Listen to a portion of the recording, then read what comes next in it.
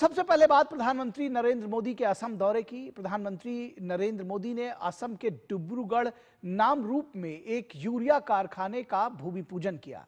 यह 10,601 करोड़ रुपए से अधिक की लागत से बनकर तैयार होगा, जिसके बनने के बाद यूरिया उत्पादन क्षमता में 12.7 लाख मीट्रिक टन की सालाना वृद्धि होगी, जो किसानों के लिए निश्चित तौर पर एक अच्छी खबर है। देखिए यह रिपोर्ट।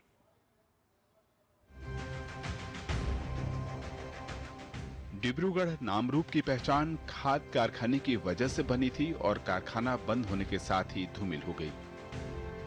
एक दौर देश में ऐसा भी रहा जब धीरे धीरे खाद कारखाने बंद हो गए थे, लेकिन हालात बदले 2014 के बाद।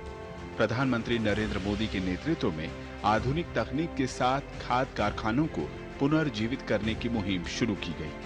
सिंदरी, गोरखपुर, बरौनी, रामागुंडम के बाद अब नामरूप कारखाने का शिलान्यास भी प्रधानमंत्री मोदी ने किया।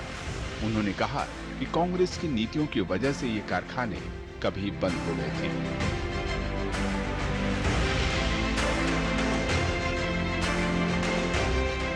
पुराने कारखानों की टेक्नोलॉजी के समय के साथ पुरानी होती गई और कांग्रेस की सरकारों ने कोई ध्यान नहीं दिया।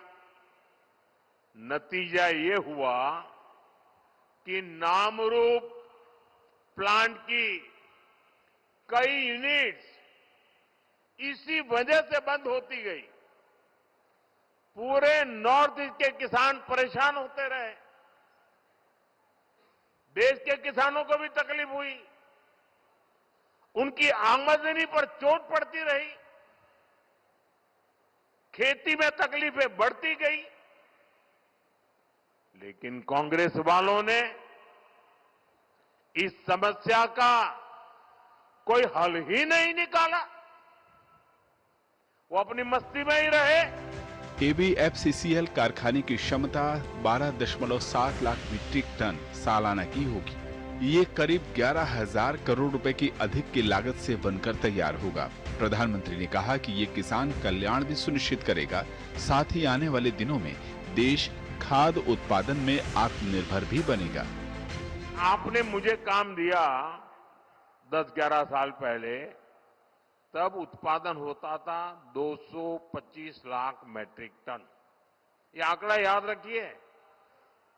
पिछले 10-11 साल की मेहनत में हमने उत्पादन बढ़ा करके करीब 306 लाख मैट्रिक टन तक पहुंच चुका है।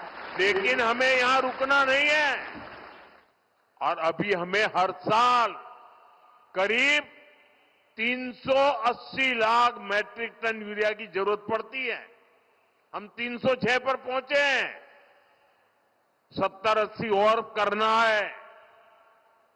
लेकिन मैं देशवासियों को विश्वास दिलाता हूं, हम जिस प्रकार से मेहनत कर रहे हैं, जिस प्रकार से योजना बना रहे हैं और जिस प्रकार से मेरे किसान भाई बहन हमें आशीर्वाद दे रहे हैं, हम हो सके उतना जल्दी इस गैप को भरने में कोई कमी नहीं रखेंगे। प्रधानमंत्री ने कहा कि किसानों के हितों के प्रति सरकार संवेदनशील रही है। बीज से लेकर बाजार तक क्रेडिट कार्ड, सम्मान निधि, अनुसंधान, बीमा, यानी किसान कल्याण के लिए कदम कदम पर सरकार प्रयासरत है। इसके अलावा प्रधानमंत्री ने कहा कि सरकार विरासत का गौरवगान करने में भी उतनी ही सजग है। इसी क्रम में उन्होंने गुवाहाटी स्थित शहीद स्मारक क्षेत्र पहुंचकर असम आंदोलन के शहीदों को श्रद्धांजलि अर्पित की। ये स्मारक साल 1979 से साल 1985 तक चले असम आंदोलन के दौरान मारे गए लोगों की स्मृति में बना है। स्मारक में शहीद हुए लोगों की प्रतिमा दीर्घा भी है। डिब्रूगढ़ से अजीत और गुवाहाटी से अंकित के साथ ब्यूरो रिपोर्ट, डेली न्यूज।